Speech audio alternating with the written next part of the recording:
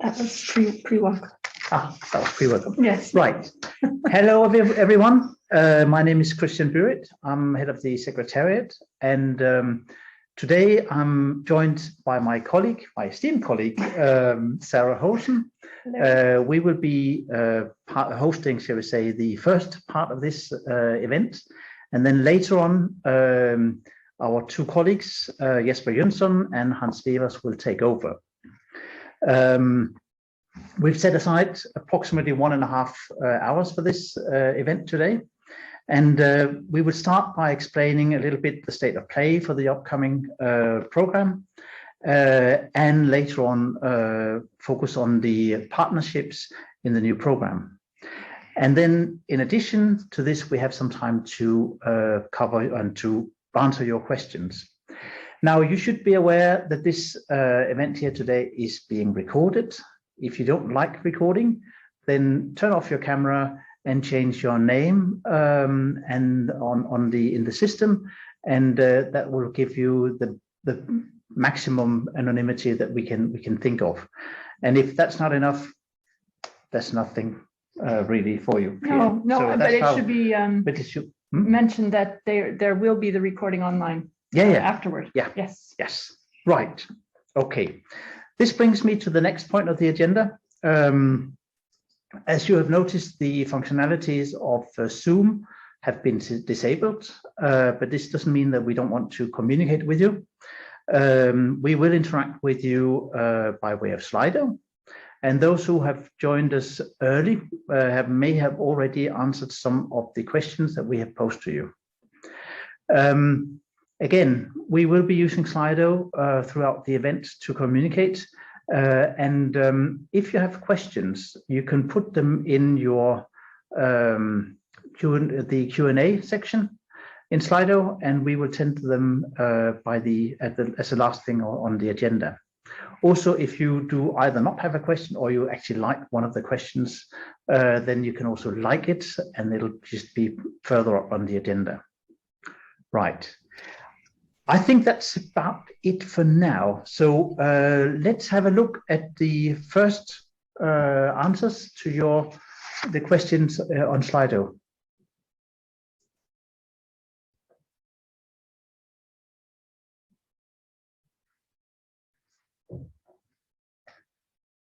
So we see here how many people are new to the program, how many are not, and the majority are not new to the program, which means that most of you who are joining us today have either been in a project in the past or are in a project with our program now. That's really good to see, but we are equally happy to see that about 1/3 of the audience is new. Actually, which means more of them now. Oh, it's growing. It is. Yeah. Okay. It's amazing. More people. This is good. We need to address all of you clearly. And there is interesting information that is new to everyone, whether you've been in our program or not. So we will be happy to address both groups in this webinar. Yeah. What else do we have in terms of our questions to the audience?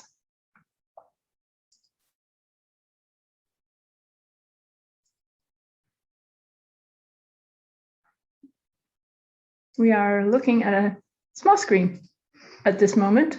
Here we go. And we can see where you are coming from. And the majority are from the Netherlands, a little over half. And then Germany, Norway, Sweden. And that is where our audience is coming from. Mostly from the Netherlands and then from Germany. It could be, And in which priority or priorities are you interested in this program period? We will be getting back to what the priorities are a little bit later, but we can see that a lot of you are interested in priorities 2 and 3, followed by 1 and then 4. So it's good to see that we see coverage of all 4 priorities, because we're very interested in getting projects in all of these, right? Excellent. All right. Thank you very much for that. And again, please use Slido during the duration of our presentation to put questions you might have to us, which we will answer at the end of our part of this webinar. And now we turn to the agenda. As you can see, this webinar is divided into two parts. The first is part one, the soft launch. The second part is intro to partnerships. So Christian and I will cover the soft launch, and our colleagues Jesper and Hans will cover the intro to partnerships. Therefore, questions about the soft launch should be posed in Slido during our presentation, and we will take them at the end of ours. And questions about the partnerships can be posed when Jesper and Hans give their presentation. What is a soft launch? This is a very good question. I think it is, yeah. It's not the normal term that we have. No. But what we mean by soft launch is basically this pre-period before our first call for proposals in this program period opens. And we'll be talking a little bit more about the timeline very soon. So during this period of our programming, we're giving you some introduction to the rules, to the budget, to the timeline, to the geography, and any other information that has been decided or is close to being decided by our program committee. The objective of our session, Christian's and mine right now, is to give you as potential applicants to the new North Sea program the latest information about the program and the framework for applying. Also, during our presentation, we will be introducing you to our very important national contact points by way of videos that they have given us to introduce themselves. So we'll be taking little breaks here and there to introduce them. And without further ado, I think we can move on to the geography. To the geography it is. Now, as you all know, Brexit has happened, and this has meant that the UK is no longer, at least for the time being, part of the North Sea program. We have, however, got a lot of new members of our family. We have now got, we got 9 new regions in total. 2 in Flanders, which means that all of the Flemish part of Belgium is now part of the program. And we have 4 in the Netherlands, which means that all of the Netherlands is now part of the program. And then what is completely new as well is 3 regions in France. And as you probably know, France has never been part of our program before.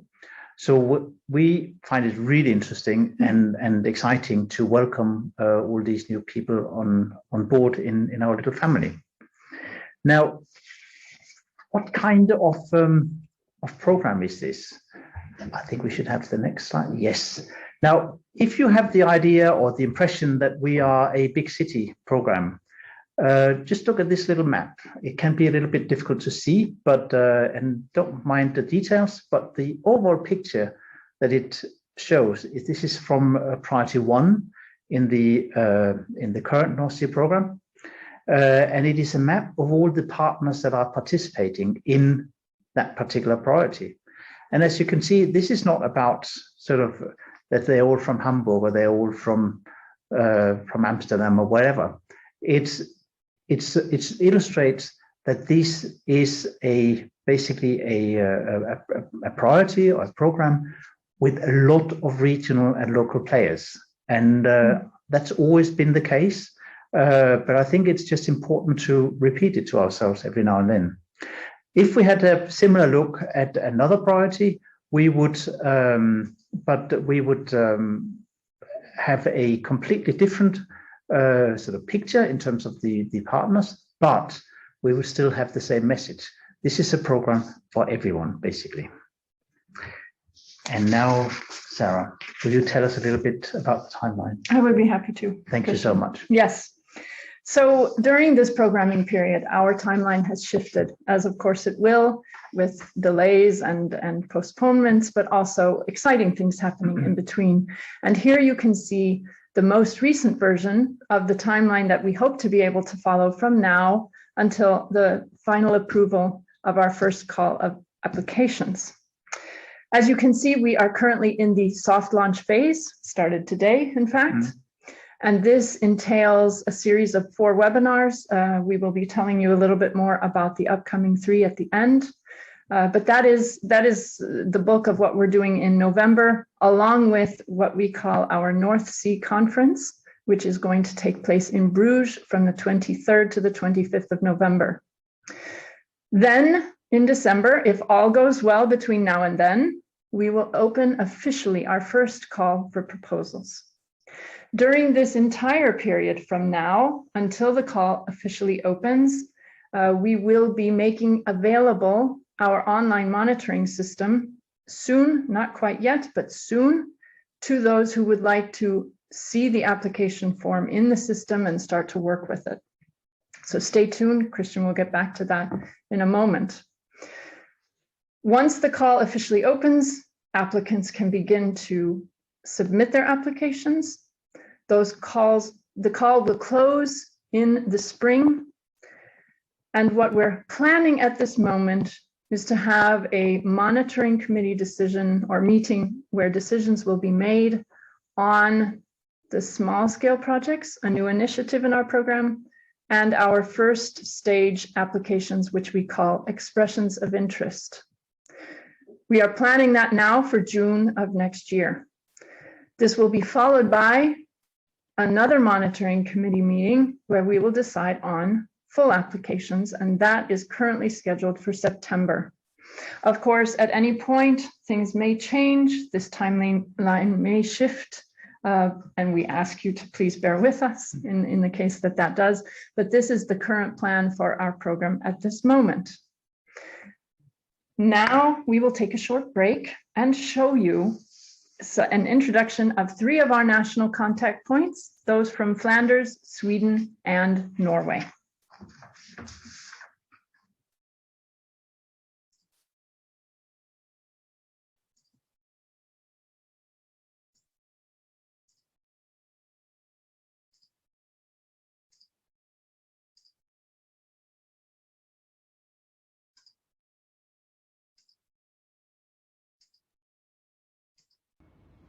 Hello everybody, my name is Sandra van der Wielen and I work for the Agency for Innovation and Entrepreneurship, which you can see behind me.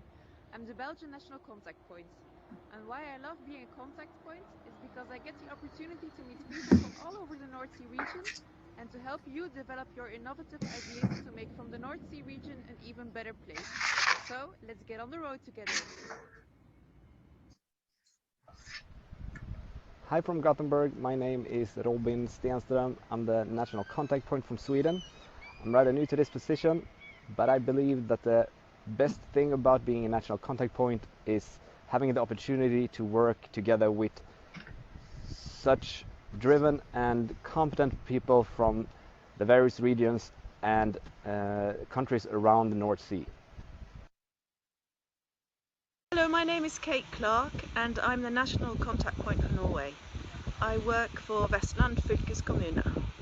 The best part about being a contact point for me is meeting all of you and hearing all about your exciting project ideas.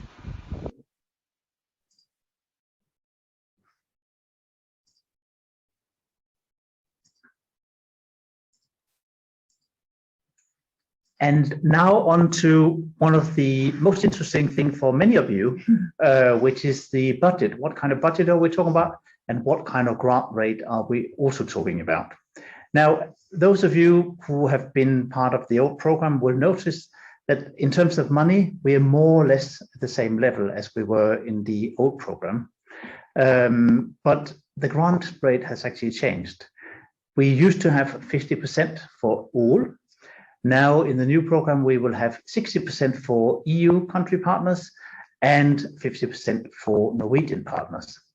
So it's actually quite interesting. I think an interesting new development that we have been able to increase the grant rate, at least for the EU country partners. Now, another thing that we will be quite focused on in the new period is to try to avoid over budgeting.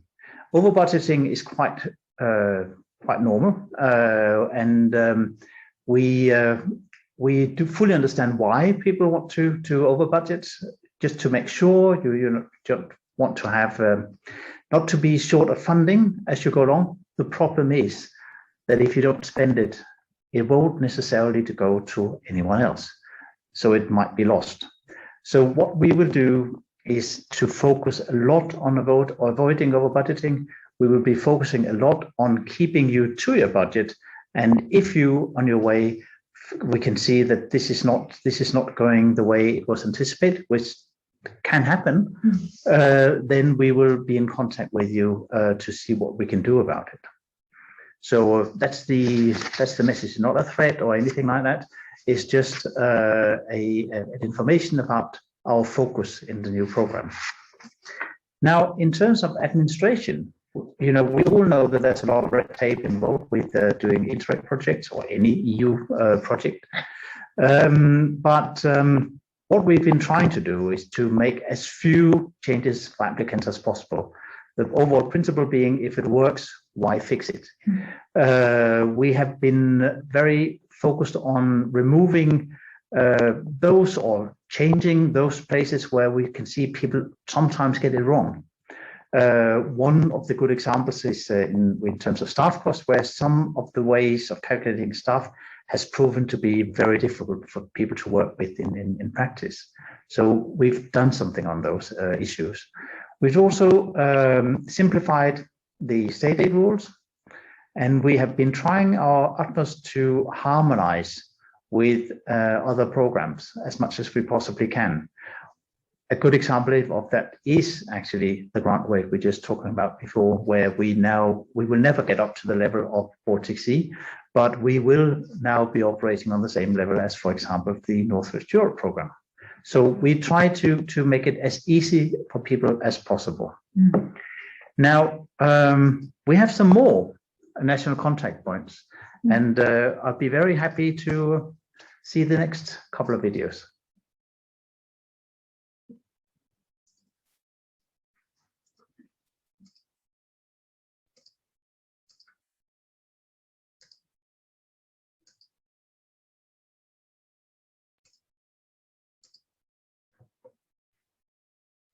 Bonjour, this is Caroline Gauthier and this is Caroline Deslay, and we are the new French national contact point for the Interreg North Sea region program. We are located in Lille at Région Hauts-de-France. And we're very happy to join you on this program and start this new adventure with you. We look forward to develop with you transnational ideas. Don't hesitate to contact us. À bientôt. Hi, I'm the national contact point for the Netherlands, Albin Hunia, and it's always a privilege to be in the forefront of innovation and the big transitions. I'm here to help create new projects together with my colleagues, so welcome and call me. See you soon. Yeah.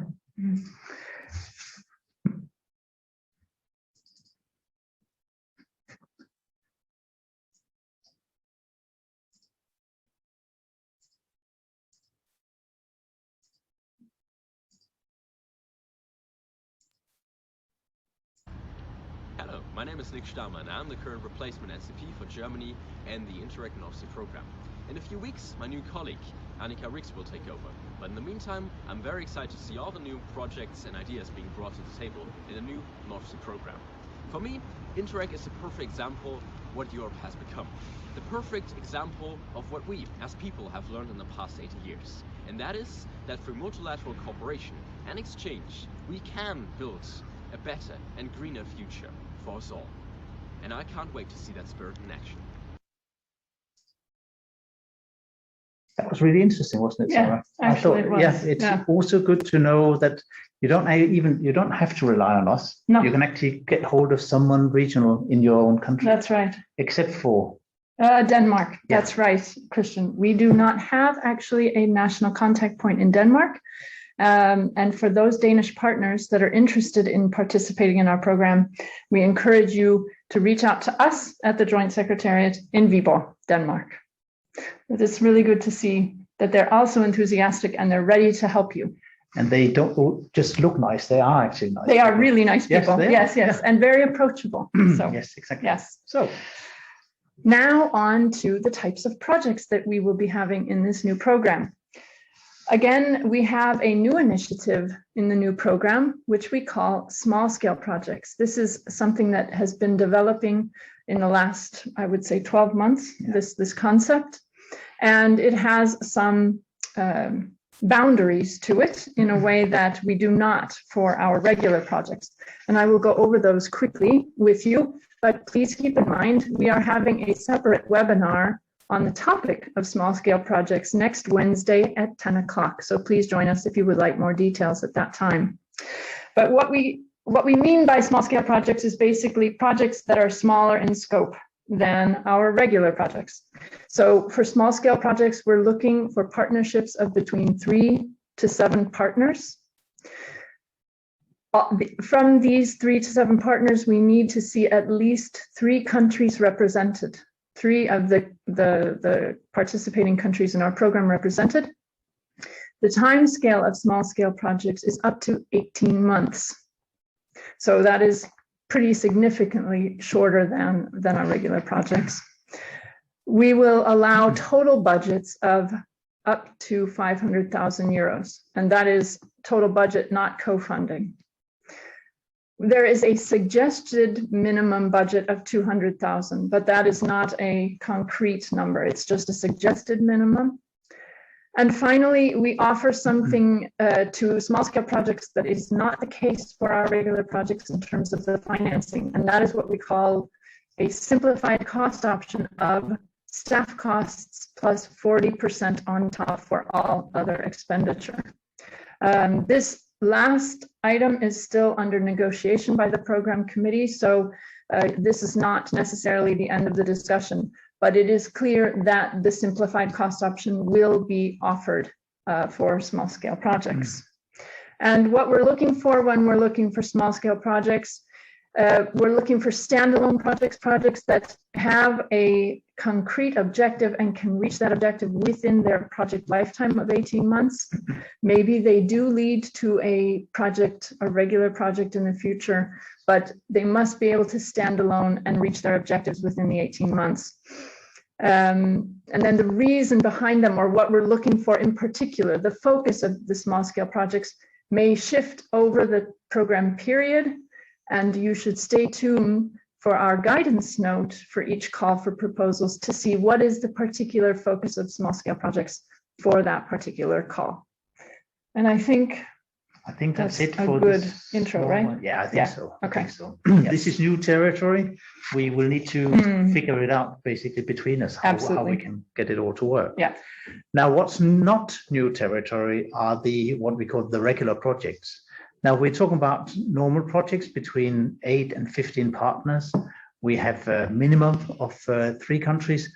Don't go for the minimum because you will never get approved in practice. I haven't seen it so far, at least, but I've only been here for 20 years, so it could happen. Short time. But go for some more countries.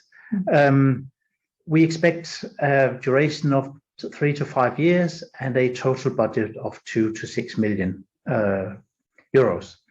Now, all of this, these are indicative figures. So please, if you have something that doesn't really fit the template, then go for it or contact us and see if it has a chance to fly.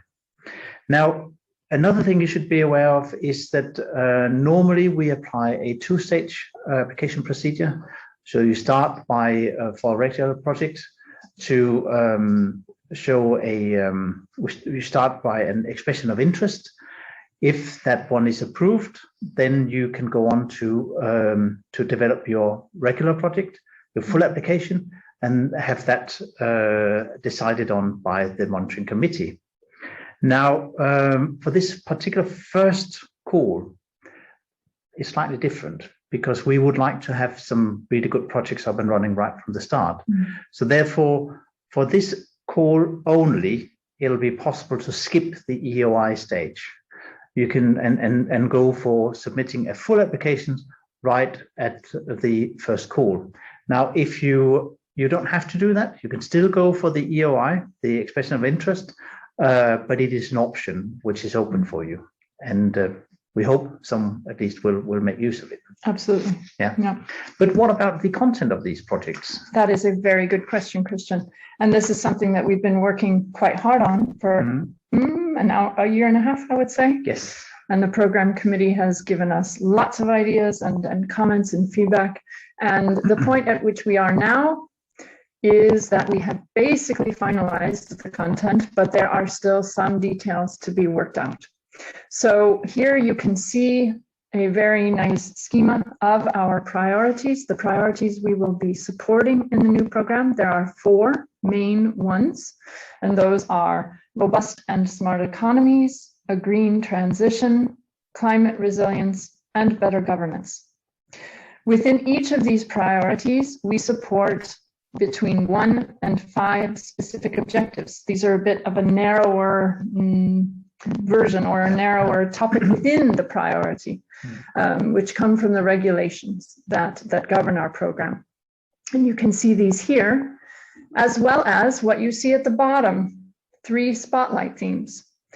All of these in draft form are now available on our website. So please see our website for a draft of the text of these specific objectives and the spotlight themes. To give you a little bit more information on the spotlight themes, because these are also new to the program, just as our small scale project initiative is.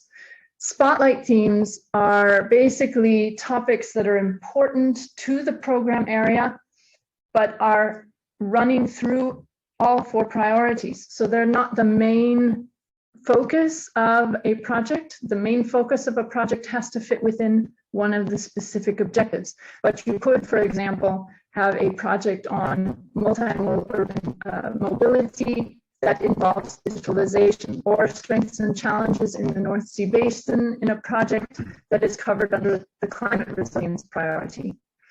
To include a spotlight theme is something that the program encourages and would like to see, but it is not a requirement for being approved. Again, we could go into a lot of detail here, but I think the best point of information for you is the draft text that we have on our website. And you can find that in brochure form at northsearegion.eu. Yeah. So we have a call 1, haven't we? Yes. Now, the call 1, as Sarah has already said, is expected to open in December. In order to actually be able to make use of that option, you need to do it, to submit your application via the online monitoring system, the OMS. And we believe that it's going to be ready for applicants within the next couple of weeks. But again, please visit our website and check if that actually when that actually happens, and if there's any particular guidance on it. Then that's what you should follow. Right. For this call, you can, as we talked about before, you can submit regular projects, and within that, there could be either expressions of interest or full applications. You could also submit a small-scale project where you could, which is basically simplified applications. I think that's about it. And if you wonder, why shouldn't I? What would be the idea of submitting an expression of interest rather than a full applications? Well, basically, some people, depends a little bit on where you are in your planning stage, in the planning process. Because if you are ready, if you feel you're ready to go for full application, go for it. Yeah. If you feel, right, okay, we have an idea, sort of an idea, but we're not entirely sure how it's going to work, then go for the expression of interest. Yeah. You will always get an idea, will this fly at all? And if the committee has some ideas on what could be adjusted, what they would like to see added, for example, they will give you that at this stage. So it can be quite useful if you do not feel that you're absolutely ready. Yeah, that's right. Yeah. Again, we'd like to encourage you, if you have questions, please enter them in Slido, and we will be taking those not too long from now because we're getting to the end of our presentation. So please, if you have questions, enter them in Slido. You can see the code down in your right-hand corner. On to help for applicants. So I'm sure you're interested in knowing, how can I, as a potential applicant, find out more information on my idea? How can I get support for it? How might I find partners? There are lots of questions you might have. And we provide that help here at the Joint Secretariat in Viborg, Denmark. You can find all of our contact information on the website. In addition, as we have already been saying, we have a fantastic network of national contact points in 6 of the 7 participating countries, and they are ready and willing to help you with your ideas. So please make use of their services. You can find their contact information as well on our website. We will be setting up in the next few weeks some consultation hours here in the Joint Secretariat to help project ideas, to help applicants who would like to discuss with us their project ideas. Will this fly? Does this make sense within this specific objective? So on and so forth. And we'll be putting more information about that on our website as well. So I think a basic message here is watch our website because a lot of information will be going up there within the next few months. Yeah, I think that's good. Yeah, intro. another kind of help is these webinars. We have one today. We have 4 in total. We have one today about the soft launch and the partnership, and we have tomorrow at 1. We have another webinar about the activities and costs eligible for funding. We have a 3rd one on the 8th of November about Project Gold and so forth. And we have the last one on the 10th of November dedicated to small-scale projects.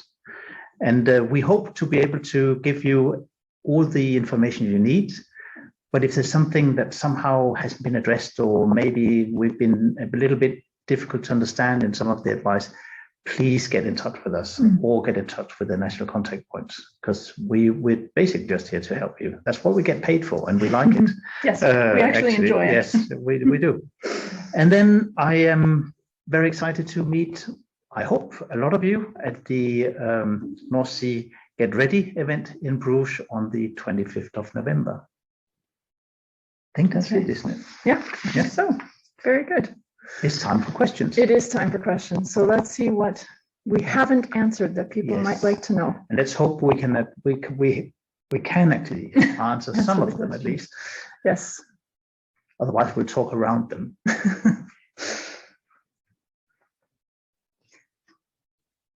Will you share the PowerPoint?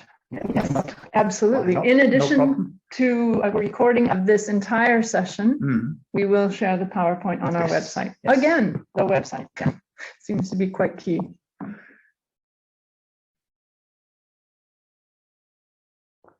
Are there other questions?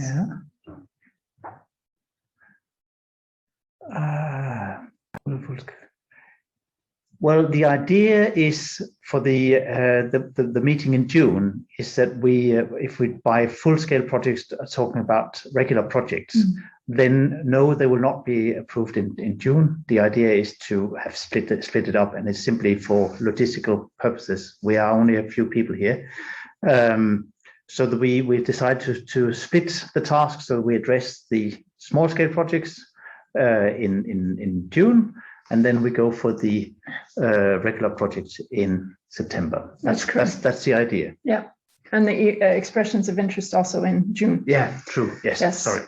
Again, this is all if everything else goes well up to that point. Strictly speaking, depending on are we approved by the Commission at that point or are we not? And if we're not, then we have a new situation. We'll have to see what we do. Yes. Well, the first goals will be launched in December. That is the plan. Yeah. That is what we're moving towards. Yes. So it will be, if you'd like the technical split of how that's going to work, a call 1A and a call 1B. As I was, the question is there a max budget of a general project? So not small scale. I would assume you by that mean one of the regular projects. Yeah. No, there isn't a maximum budget. No. But on the other hand, I have rarely seen projects that go beyond, say, 10 million. I haven't seen that. Wow. No, we've seen them in the past. Okay. But you have to bear in mind, the bigger the budget, the more scrutiny the project will be subject to, and the more room for discussions in the monitoring committee there will be. So yeah, that's the best far as we can get with that, I think. Yeah. Yes. Yes. Is the funding for SMEs also 60%? Yes. The funding rate for all partners is the same. It's 60% for those in EU countries and 50% for Norwegian partners.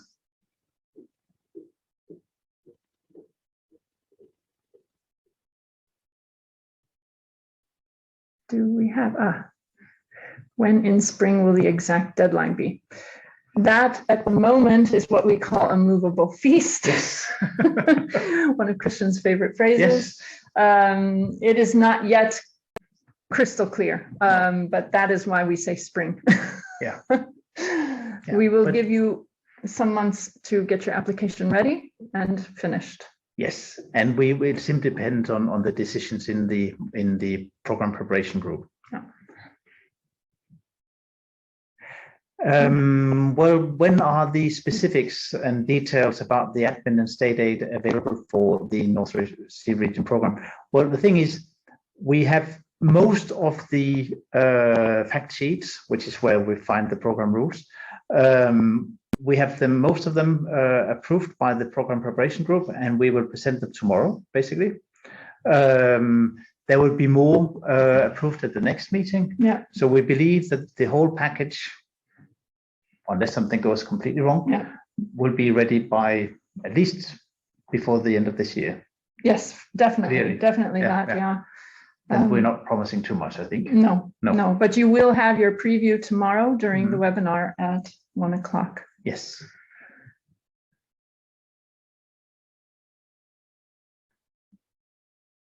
What would the optimal balance of partners in a project look like, and how many partners should be public? How many, for example, SMEs? This really depends on what you are going to do in your project. So of course, if a project is addressing innovation and an idea where they're trying to solve a problem that necessitates private sector partners, then we would expect to see more SMEs in a project like that. Something that is more public focused, we would expect to see more public sector organizations and universities, for example. But in general, the committee has always historically been interested in the stability of the project. Yeah. And so it's always been the idea that you should have at least the lead partner being a public sector organization. And the main reason for that is really to ensure that the project doesn't suddenly fold halfway through because they get a new managing director in the small company, or because the company suddenly has to change direction for whatever strategic reasons. I would say that it's safe to say that the majority of partners in our program are public sector organizations of some sort, whether local, regional, national, but we are very happy to see SMEs in our projects. Are you allowed to combine indirect subsidies with national subsidies? It depends a little bit on the rules in your particular country. Some countries are dead against it, and in those countries it won't really be possible. But others actually actively support indirect projects by providing, for example, parts of the match funding delivered by the partnerships. So that's the bit where the national contact points would be really useful. And if there's any questions in addition to that, we'll be happy to consult with the relevant national authorities.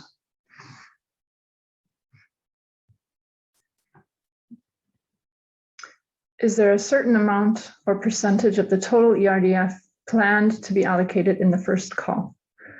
No. No. We would like to have a lot, to be honest. But that's purely for reasons of avoiding decommitment, which is something that's always relevant to us. And decommitment basically means that if we do not spend our money within a certain deadline, the Commission will take them away from us. And we don't really want that to happen. It has never happened before, and we don't expect it to happen in this program either. But it'll be important to have a lot of projects approved in the first call.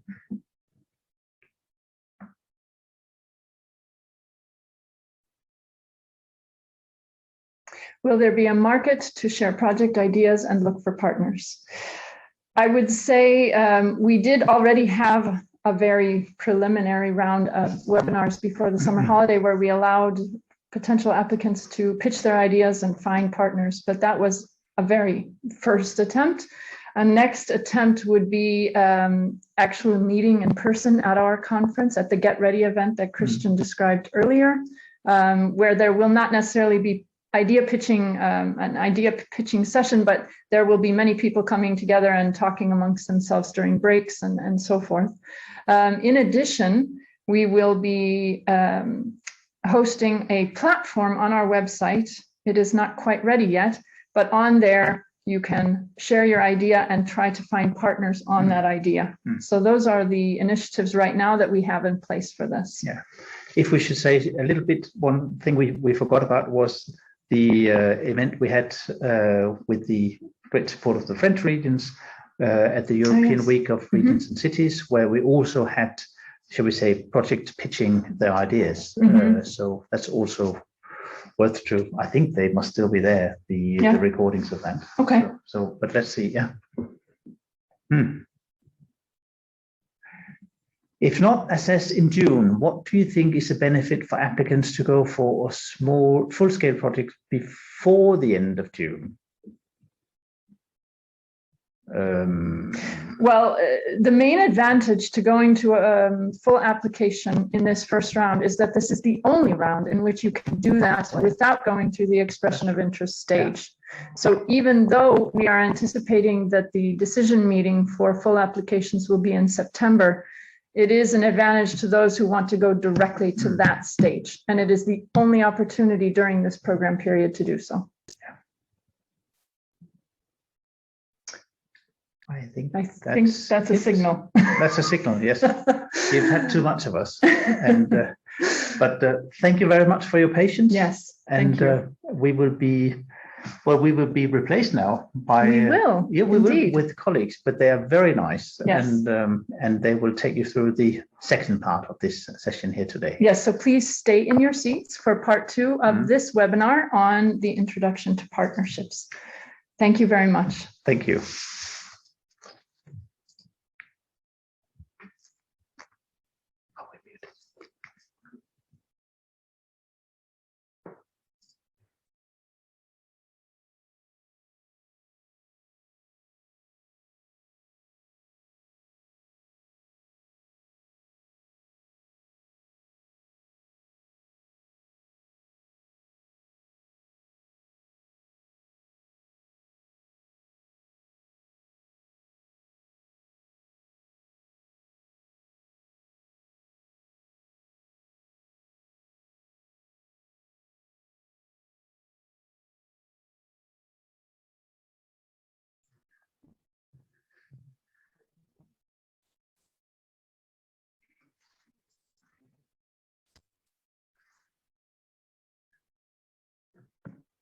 Well, good afternoon to everyone and welcome to this webinar. We're very happy to have you here. And thank you first, Christian and Sarah, for your introduction on the soft launch of the Interreg North Sea program. It's the first webinar within this context. My colleague Jesper and I will take you on board to our partnership rules.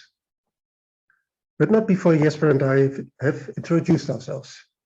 My name is Hans Wevers and I started working as the Joint Secretary at the 1st of September.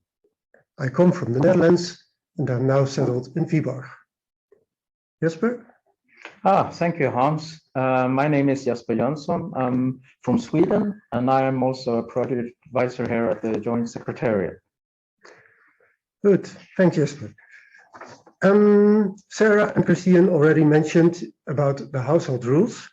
I just want to highlight again that you can post your questions during the webinar in the Slido app, where you also can like question posted by other participants. And now first, as a starter of our webinar, we would like to ask you a question on partners in our 5B program. And the question is, how many project partners you think that participate in the North Sea Region Program 2014-2020? And by partners, we mean lead partners, partners, and sub-partners. And you can count organizations which participated in more than one project as many times as they participated in the project. So please go ahead in the Slido.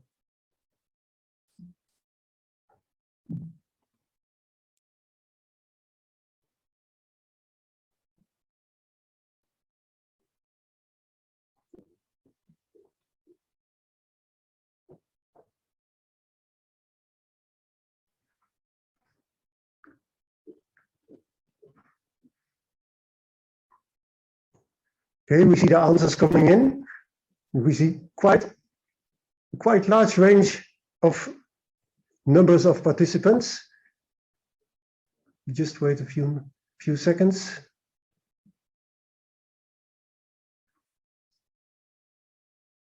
Okay. Okay, so I see one answer is quite close to the reality.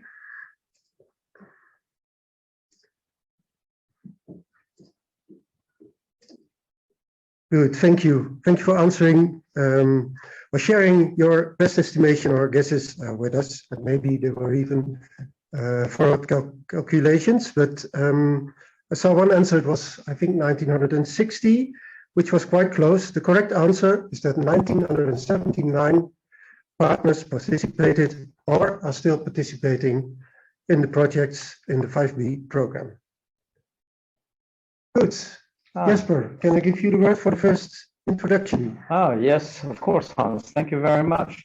Those of you who have been with us in the past, of course, knows that there was a certain typology that we used, and you can see them on the screen on the left-hand side. Those were the lead beneficiary for the normal partnership, and the co-beneficiary, and the coordinating beneficiary for the sub-partners. And we also have a distinguish now between the first level controller and now with the controller in the new program.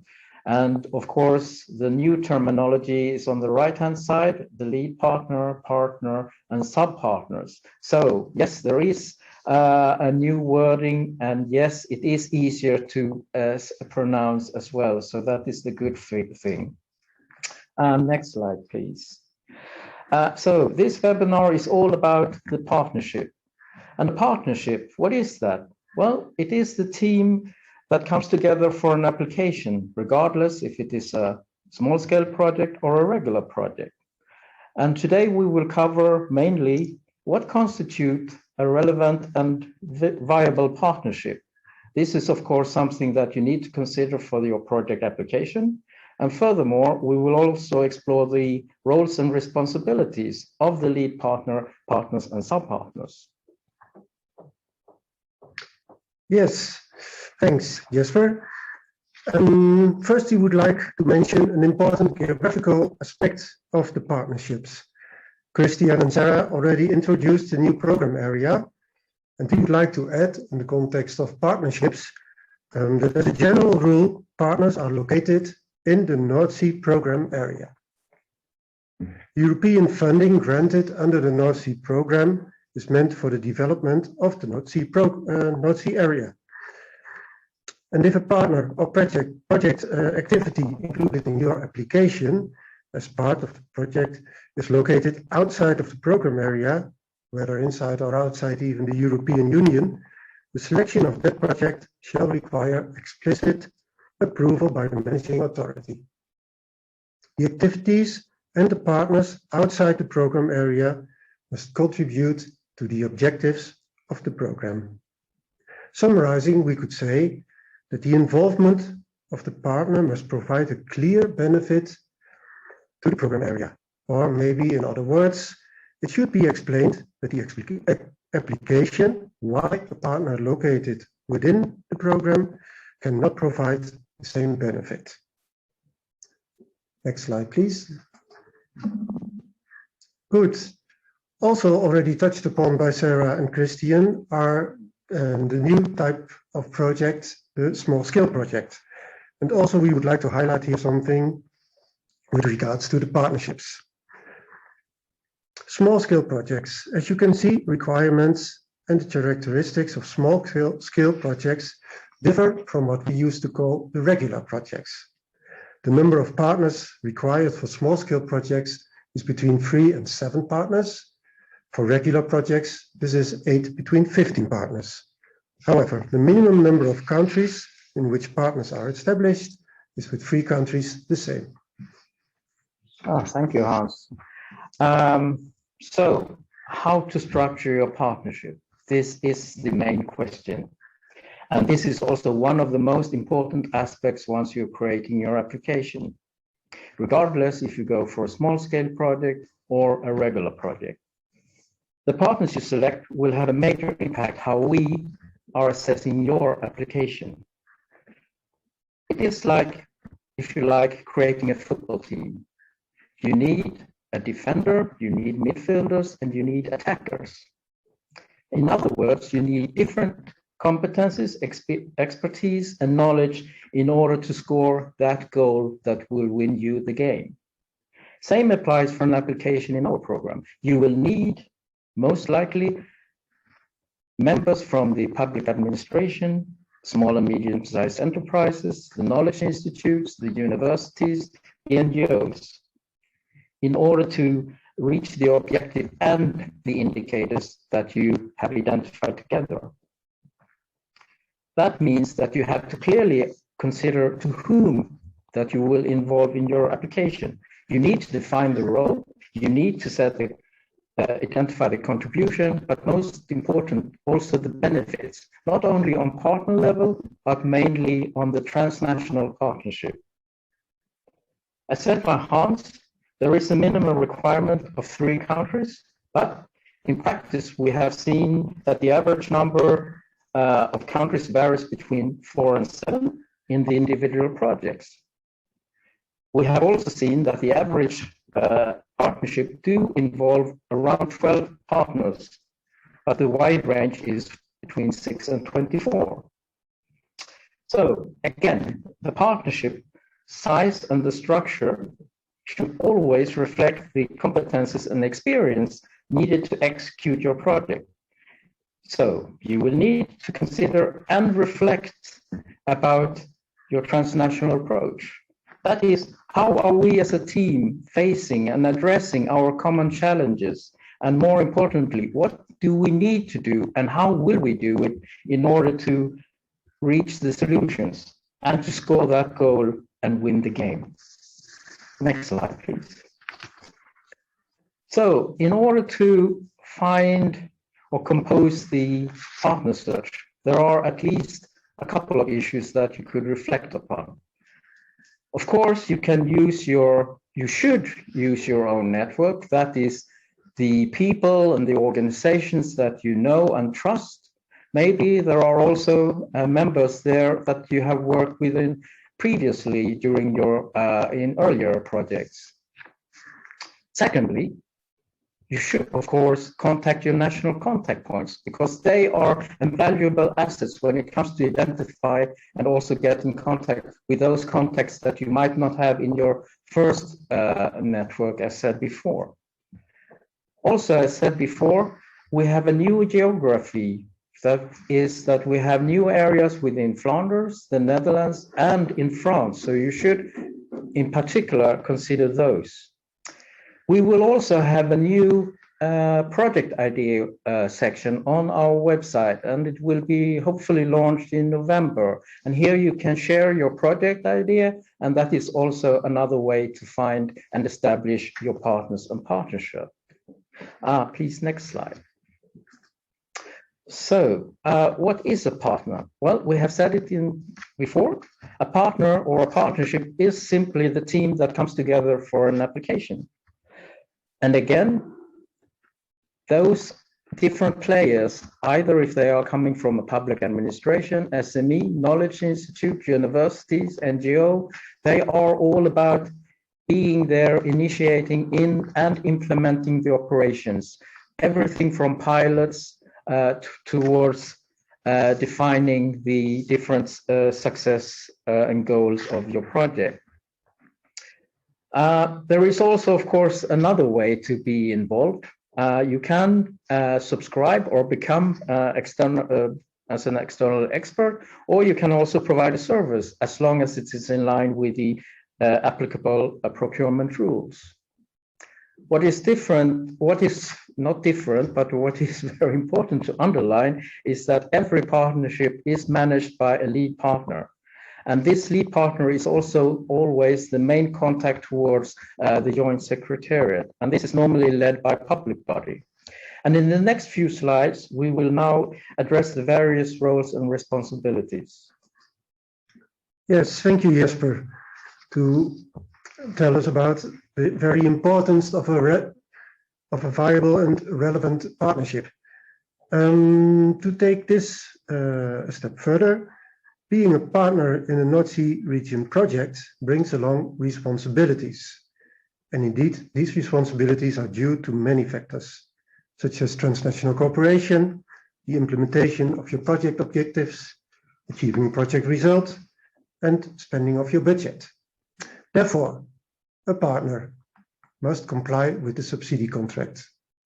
The partner must also deliver content and activities. The partner has to take care of the designation of a controller. The partner has to manage the administration of sub-partners, if any, and the partner has to retain its documentation for audit purposes. Next slide, please. And because of all these responsibilities, and among other many other reasons, it is that every project must have a partnership agreement in place, signed by all project partners, and this includes also the sub-partners. The partnership agreement is an internal document and will therefore not be signed by the program, so it's only between the partners. Projects are, however, obliged to have a valid partnership agreement in place. And of course, it's not all set in stone. Due to the course of a project lifetime, things may change. A new partner may join, and another partner may decide to stop its activities. However, these kind of changes in the partnership will be reflected in an amendment partnership agreement. Next slide, please. Jesper. Thank you, Hans. As said before, the partnership is indeed managed by a lead partner. And yes, the lead partner is normally representing a public administration. And the lead partner is, yes, the contact towards us, the joint secretariat. But of course, there is always a but, or there is always a few exceptions. And there might be an exception where the lead partner is actually coming from outside the eligible area or outside the program area. It might be a national ministry in Berlin, just to illustrate with an example. And if this is the case, there are two big ifs. Then please, you need to get in touch with us in order to check the administrative capabilities of this ministry or this organization. Secondly, you also need to identify and to see that the activities that you are planning clearly have the benefit for the North Sea region. So those are the two ifs. There is another way, of course, if you represent a university, foundation, trust, or any other similar organizations, you might apply for becoming a lead partner. And if you're doing so, get in touch with us, because then we can together check your administrative and financial capabilities, and then we can see to what extent you will qualify as a lead partner. Please, next slide.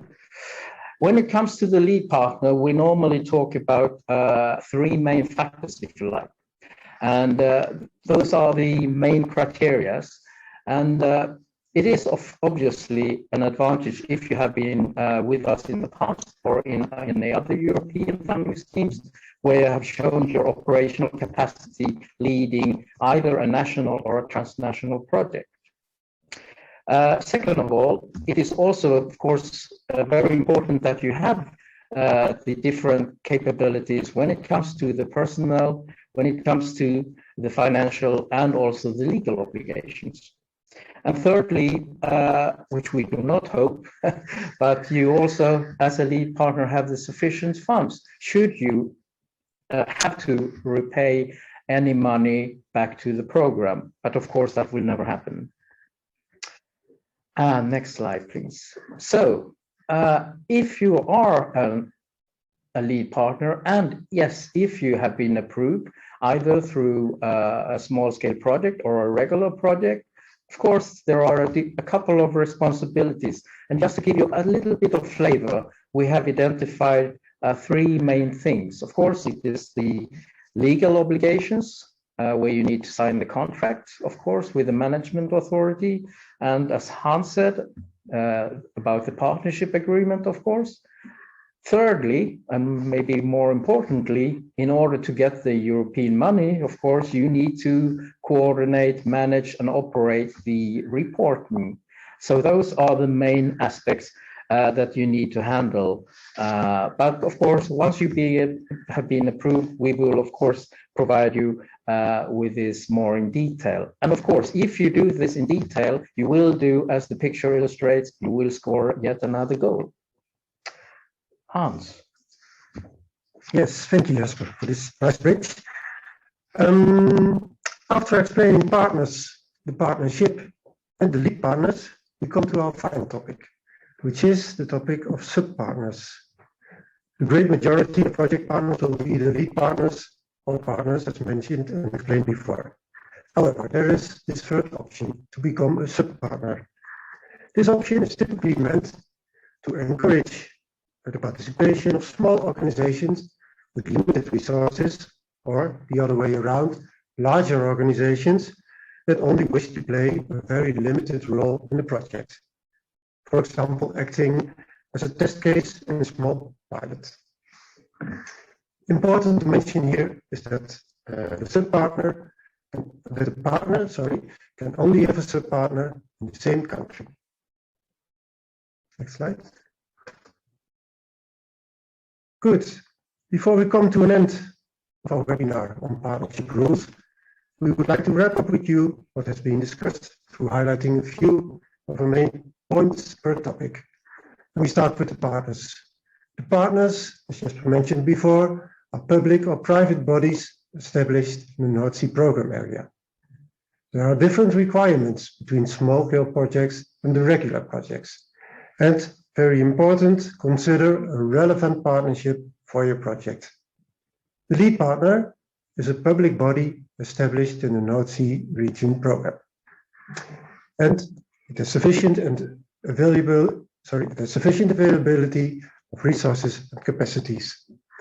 And finally, the sub-partner, this partner should be established in the same country as the partner, and it is a solution for a lack of financial or organizational resources. So thank you. I think, Jasper, we are coming to the questions and answers. Yes, indeed, we are, Hans. For the next approximately 15 minutes, we will now address the questions and answers. And those questions that we will not have time to cover during this session, we will, of course, post those later on the website, with including the answers, of course. But please now, as we said in the beginning, please ask your questions in Slido. And of course, before going into each question, Hans and I will read out them, and then we will provide you with an answer. Okay, I see the first question coming in, and this question sounds: is there a recommendation regarding the optimal number of partners in regular projects?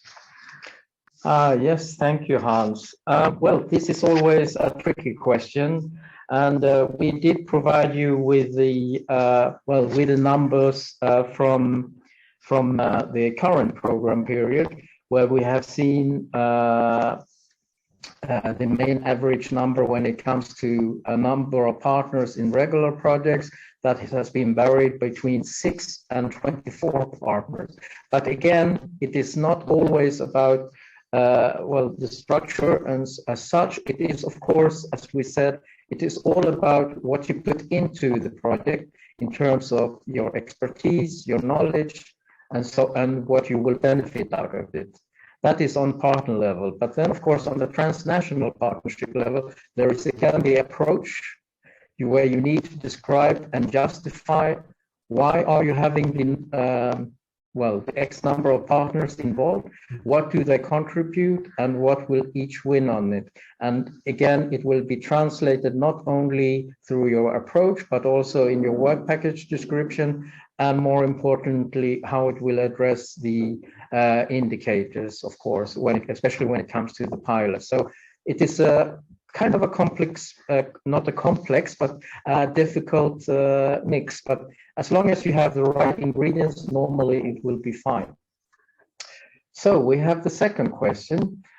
The second question is it possible to have partners outside the North Sea region program area? Yes, thanks, Jesper. So as discussed before, yes, it is possible to have partners outside the North Sea program area, but again, these partners should contribute to the program objectives. And at the moment, there is a project, or your application constitutes a partner outside the program area. It is very important to contact us so we can have a look at it. And we can have a look also about the contribution of this specific partner outside of the North Sea region program area. So the answer is yes, but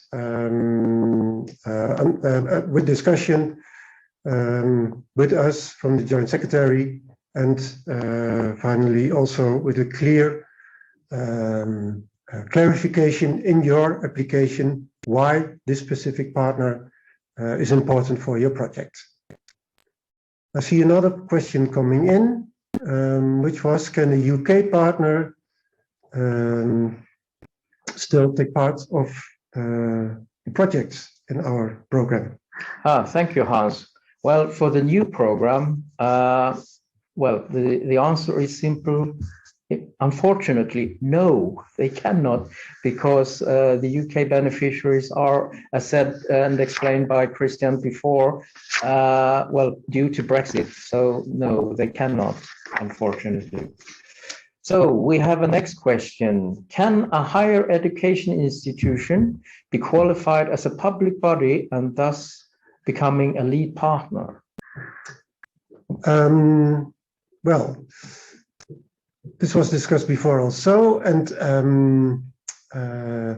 a higher education institution is not immediately qualified as a public body, but as Jesper mentioned, with the exemptions to this rule that it should be a public body, higher education institution was part of the exemptions. So yes, a higher education institution can be qualified as a lead partner after again contacting the Joint Secretary about this, but then it will not be a lead partner as a public body. So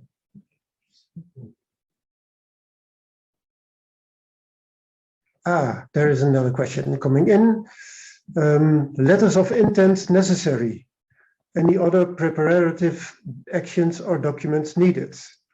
So yes, that is a very good question indeed. And yes, we are following more or less the same tradition as in the current program for the new program. So when you do submit an application, mainly for small scale projects and yes, regular projects, yes, you need to have a letter of intent. And those details you will soon find on our website.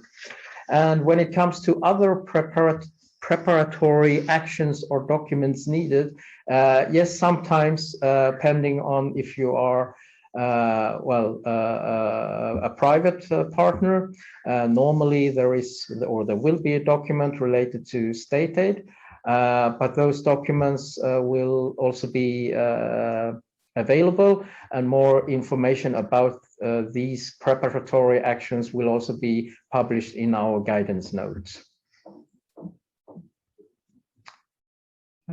So let's see, is there any? Yes. So the next question is, Can large companies make use of the new state aid rules and join the North Sea region patent consortia? Okay, thank you, Jasper.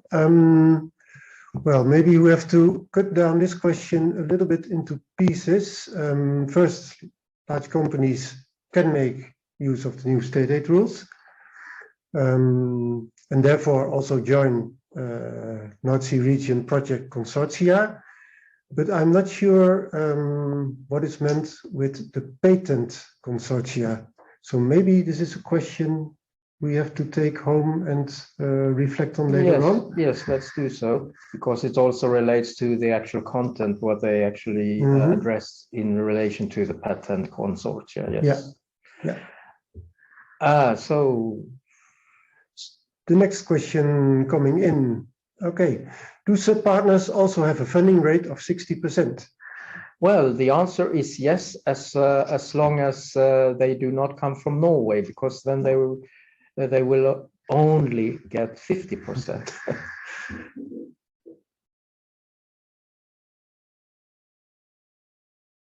So we are, yes, there will be. Yeah. Of course, yes, correct, project consortia. Yes, but we will address it later on. Yes. Okay, yes, yeah. Okay. Yeah. So the next question is, what happens, or what if a partner drops out during project implementation? Does it stop the project, Hans?